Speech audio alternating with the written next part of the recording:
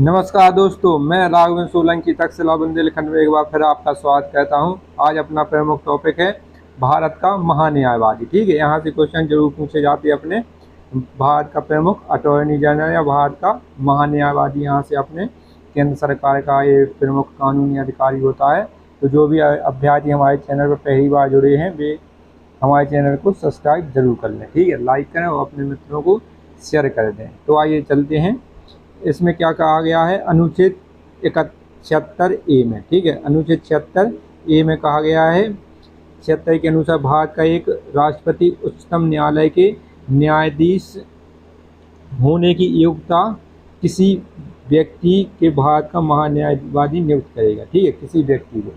इसमें आम भाषा में कहा गया है कि जो अपना भारत का राष्ट्रपति है वो क्या करेगा कि जो उच्चतम न्यायालय के मुख्य न्यायाधीश की बनने की योग्यता रखता हो या नियुक्त होने की क्षमता रखता हो, तो उसमें उसको भारत का महान्यायवादी नियुक्त करेगा। कौन करेगा? राष्ट्रपति। ठीक है, ये राष्ट्रपति के प्रसाद पर्यंत काम करता है, मतलब राष्ट्रपति इनको जब चाहे हटा सकता है। ठीक है, अपने प्रसाद पर्यंत, मतलब अपने मत के अनुसार, अपनी बुद्धि विवेक के अनुसार इसको कभी भी हटा सकता है। ठीक है, और इसके वेतन भत्ते भी राष्ट्रपति के अनुसार दिए जाते हैं। इसको कितनी वेतन मिलेगी, कितने के, जितने भी केंद्र सरकार में केस आते हैं जिस महीने जैसे, तो उस हिसाब से इनकी वेतन बन जाती है। ठीक है, यह भारत का सर्वोच्च विधिक अधिकारी होता है। इसमें क्या है, यह भारत का क्या है, एक विधिक अधिकारी। विधिक माने होता है कानून होता है या नियम होता है, या जो संवैधानिक अपने CRPC IPC जितने भी अपने कानून हैं, तो उनका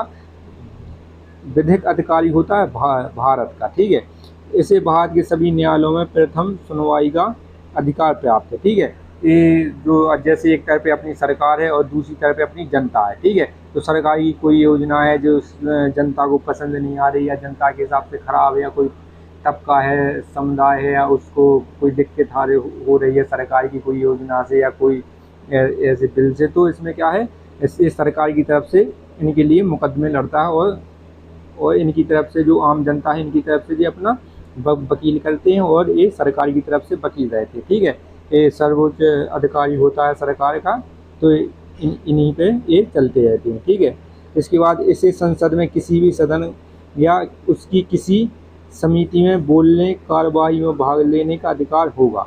ठीक है, जैसे अपने सदन कौन कौन से हैं, अपने जो संसद है, संसद इसके दो सदन है, एक राज्यसभा, एक आपकी लोकसभा। ठीक है, एक आपकी राज्यसभा है, एक इसमें आपकी लोकसभा है। तो इसमें क्या है, इसे किसी सदन के किसी संसद के किसी भी सदन में, ठीक है, किसी भी सदन, लोकसभा या राज्यसभा, उसकी किसी समिति में, जैसे कोई समिति है उसमें बोलने का अधिकार, कार्रवाइयों में भाग लेने का, जैसे कार्रवाई चल रही, किसी चीज़ पे बहस चल रही, कोई आपका बिल पास होना है तो उसमें आपकी बहस चल रही, तो उसमें अधिकार है।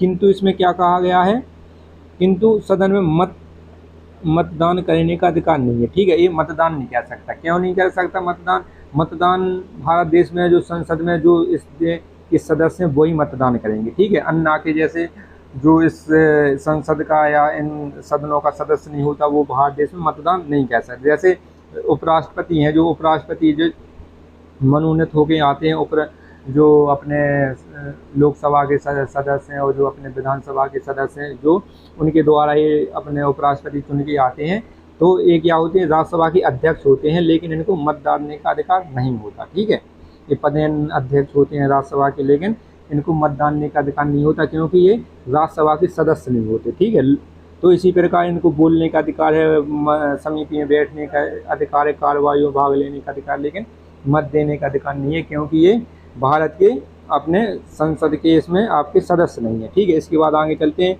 ब्रिटेन में महान्यायवादी परिषद का सदस्य होता है। ठीक है, जो महान्यायवादी है, जो ब्रिटेन की अपनी इंग्लैंड की संसद है, इसमें क्या है, मंत्रिमंडल का सदस्य होता है, जबकि भारत में वह मंत्रिमंडल का सदस्य नहीं होता। इसकी वजह से वो भारत में वोट नहीं कर पाता है।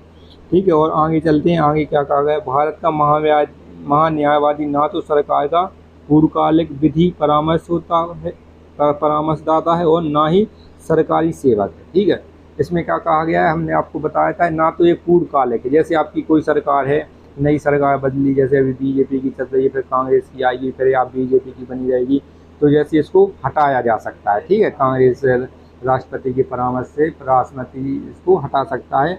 तो यह कोई पूर्वकालिक नहीं है कि जब तक सरकार रहेगी जब तक ये रहेंगे, इनका कोई अनुमान नहीं है। प्रसाद पर्यंत रहते हैं राष्ट्रपति के, राष्ट्रपति इनको कभी भी हटा सकता। तो ना ही सरकारी सेवक हैं, ना ही ये सरकारी सेवक हैं, ना ही इनको सरकार वेतन देती है। इनको वेतन मिलती है केवल राष्ट्रपति के मतानुसार, राष्ट्रपति के विवेक के अनुसार इन्होंने कितना काम किया महीने, ठीक है। वह राष्ट्रपति के प्रसाद पर्यंत अपना पद धारण कहते हैं, ठीक है। इनकी कोई तिथि नहीं होती कि इन्होंने शपथ ग्रहण से 5 वर्ष रहेंगे, 6 वर्ष रहेंगे, 10 वर्ष रहेंगे या 2 वर्ष रहेंगे, इनकी कोई निर्धारित तिथि नहीं है। इनको राष्ट्रपति के प्रसाद पर्यंत इनको कार्य कहना पड़ता है, ठीक है, कभी भी हटाया जा सकता। महान्यायवादी की सहायता के लिए सॉलिसिटर जनरल की नियुक्ति की जाती है, ठीक है। मतलब उप सहायक या इनके सहायक के लिए सॉलिसिटर जनरल की नियुक्ति की जाती है। इनके कई बार पूछा गया इनको मत देने का अधिकार, बोलने का अधिकार होता है, लेकिन मत देने का अधिकार नहीं होता, ठीक है। ये जरूर याद रखना। अनुच्छेद 76 महान्यायवाद का महान्यायवादी अनुच्छेद 76 है। और महाअधिवक्ता वो जो राज्य विधानसभाओं में होते हैं वो 165 में है, ठीक है। महाअधिवक्ता और ये है महान्यायवादी, अपने को भूलना नहीं, अनुच्छेद 76 याद रखना है। और ऐसी वीडियो देखने के लिए हमारे चैनल को लाइक करें, शेयर करें, सब्सक्राइब करें। जय हिंद दोस्तों।